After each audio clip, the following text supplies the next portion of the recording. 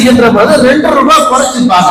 லாபத்திலே 2 ரூபாய் குறைத்துக் கொண்டு பொருட்களை வியாபாரம் செய்ய செய்ய வியாபாரத்துல பரக்கத்துக்கள் ஓஹோ என்று கொண்ட ஆரம்பித்தது. இந்த இடத்துல வணிகர்களுக்கும் வியாபாரிகளுக்கும் சொல்லிக் கொள்ளக்கூடிய ஒரு உன்னதமான வேண்டுகோள் என்னன்னா, நீங்கள் அதிகம் லாபம் பார்க்க வேண்டும் என்று சொன்னால் லாபத்தை பார்க்கக்கூடிய வியாபாரிகள் உங்க சொந்த லாபத்திலிருந்து 1 ரூபாய் குறைச்சு வியாபாரம் செஞ்சு பாருங்க, உங்க கடை பேரு தான் மஷூரா இருக்கும்.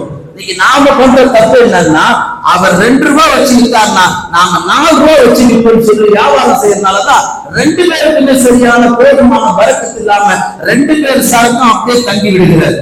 மேலான பெருமக்கள், இதையெல்லாம் ஸல்லல்லாஹு அலைஹி வஸல்லம் ஆண்ட காலத்தில் சஹாபா பெருமக்களுக்கு ரசூலுல்லாஹ் தந்த தொலைநோக்கு சிந்தனைகள் வறுமை நிலையில் வரக்கூடியவர்களையும் ஏழ்மை நிலையில் வரக்கூடியவர்களையும் வாழ்வதற்கு வழியே இல்லை என்று அடுத்த கட்டத்தில் வந்து நிற்கக்கூடிய யாராக இருந்தாலும் பெருமானார் அவர்களுக்கு எல்லா நிலையிலும் ஊக்கத்தை படுத்தி அவர்களை உத்வேகப்படுத்தி அவர்களுக்கு தொலைநோக்கு சிந்தனையை உண்டு பண்ணி நீயும் சிறப்பாக வாழ்கின்ற வாழ்க்கையில வழியை உண்டாக்கி தந்தவர்கள் நபி.